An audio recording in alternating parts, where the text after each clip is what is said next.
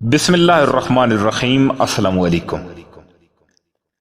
حضرت عیسیٰ علیہ السلام کو آسمان پر اٹھائے 571 سال بیت چکے تھے، مگر اس کے بعد روئے ارض پر کوئی رسول نہیں آیا۔ شریعت بدل چکی تھی، لوگ عیسیٰ ابن مریم کی تعلیمات کو بھول چکے تھے۔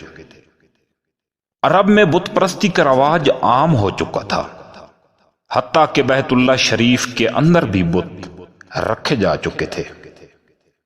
انسانیت گمراہ ہو چکی تھی۔ حق کے متلاشی کیا کرتے؟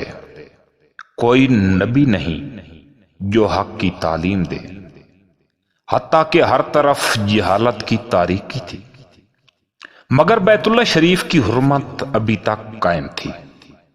لوگ اپنے معبود کے متلاشی ضرور تھے، مگر ان کو گمراہ کر دیا گیا تھا کہ یہی بت تمہارے معبود ہیں، جن کی تفصیل پہلی ویڈیو میں بیان کر بھی چکے ہیں، جس کا ٹائٹل ہے سب سے پہلے جن بتوں کو سجدہ کیا گیا۔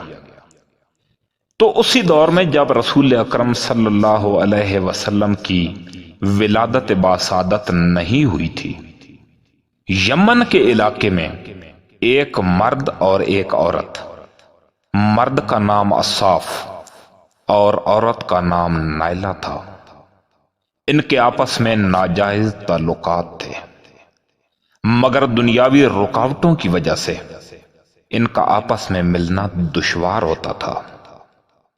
تو انہوں نے آپس میں مشورہ کیا کہ حال ہی میں ایک قافلہ یمن سے مکہ مکرمہ عمرے کے لیے جا رہا ہے، تو کیوں نہ اس قافلے کے ساتھ ہم بھی چلے جائیں۔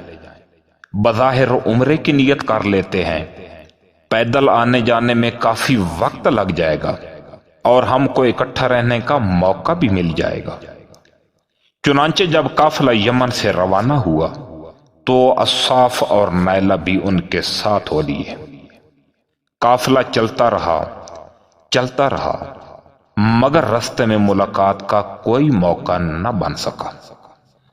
اصاف اور نائلہ کی کیفیت دیکھ کر قافلے والے اور بھی محتاط ہو گئے کہ اس مبارک سفر میں ان سے کوئی گناہ سرزد نہ ہو جائے۔ حتیٰ کہ قافلہ حرم شریف پہنچ گیا۔ ایک دن دوپہر کے وقت جب تمام لوگ سستا رہے تھے، اصاف اور نائلہ اٹھے اور خانہ کعبہ شریف کے اندر چلے گئے، دروازے کو اندر سے کنڈی لگا دی اور گناہ کے مرتکب ہو گئے۔ جرم، عیاشی، بدکاری، اور وہ بھی اللہ کے گھر کے اندر۔ اللہ کا غصہ اور قہر فوراً عمل میں آیا، اور وہیں برہنہ حالت میں دونوں پتھر بن گئے۔ ان بطش ربک لشدید، بے شک تمہارے پروردگار کی پکڑ اور گرفت بہت سخت ہے۔ جب قافلے والوں نے دونوں کو ڈھونڈا اور دروازے کو کسی طور کھولا تو دونوں مل گئے، برہنہ اور پتھر بنے۔ قافلے والوں نے دونوں کو اٹھایا اور باہر لے آئے۔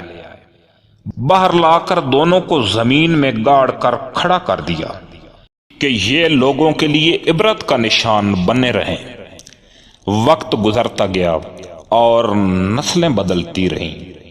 آخر کار وہ وقت آ گیا کہ لوگوں میں یہ بات چل نکلی کہ یہ دونوں اللہ کے سچے بزرگ تھے اور ان سے مرادیں مانگا کریں۔ لوگوں نے ان کو پوجنا شروع کر دیا۔ جس دن حضور اکرم صلی اللہ علیہ وسلم اور حضرت ابو بکر صدیق رضی اللہ تعالی عنہ نے ان دونوں بتوں کو رات کے وقت توڑا، اس وقت بھی مکہ کی کچھ عورتیں ان بتوں کے سامنے کھڑی ہو کر آہو بکا کر رہی تھیں، اور اسی جگہ پر ہی آپ صلی اللہ علیہ وسلم کی حضرت سلیمان فارسی رضی اللہ تعالی عنہ سے پہلی دفعہ ملاقات ہوئی۔ حضرت سلیمان فارسی رضی اللہ تعالی عنہ کی زندگی پر انشاءاللہ مکمل ویڈیو بنائیں گے۔ اللہ تعالی ہمیں دین کو سمجھنے کی توفیق عطا فرمائے، آمین ثم آمین۔